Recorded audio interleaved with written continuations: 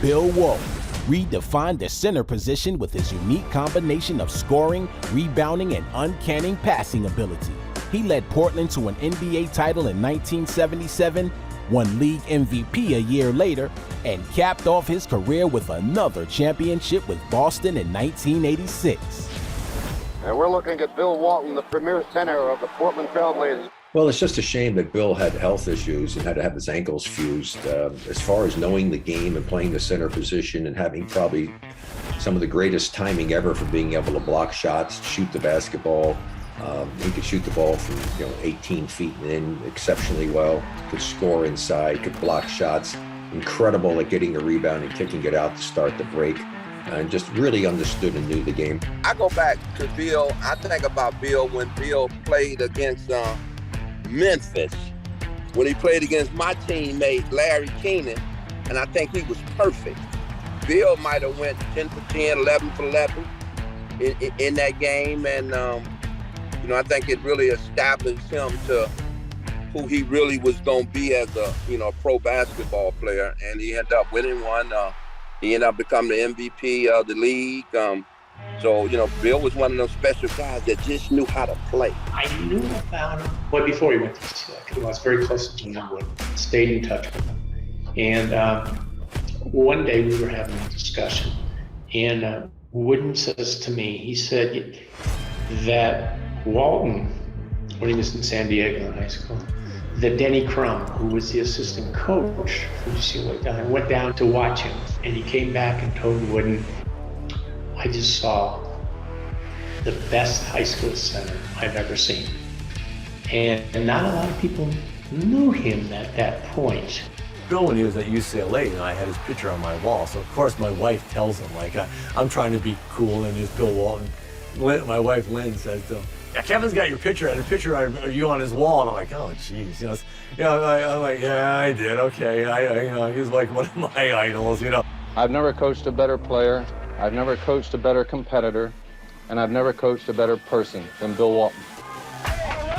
Everyone acknowledges that he was a great player, but Bill was a team leader. He loved basketball, and to this day loves basketball.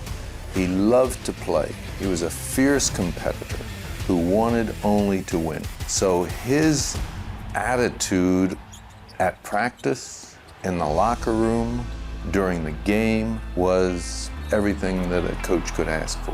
9:30 to go. Walton on the lob. Oh, he got it in! Bill Walton got it in! Korczyk and Gross. What a sequence for the Blazers! Walton again, twice in the basket. When healthy, Bill Walton was the most dangerous center that I was around out at the free throw line, and for a couple of reasons. Number one, he could carve you up with his passing ability. And number two, if you sloughed off to clog the lane down by the baseline, he was a very good shooter. He can do so many things for a man 6'11". Bill Walton's next act following an iconic basketball career in college didn't play out the way most thought it would. Well, when you talk about Bill Walton and his career, it's really bittersweet. We'll get to the bitter first. I mean, he had just chronic ankle issues, multiple surgeries. It makes you wonder what if. What if he had been healthy his entire career? What kind of career would he have had? One of the all-time greats, even with the injuries. But without the injuries, he could have been just right through the roof.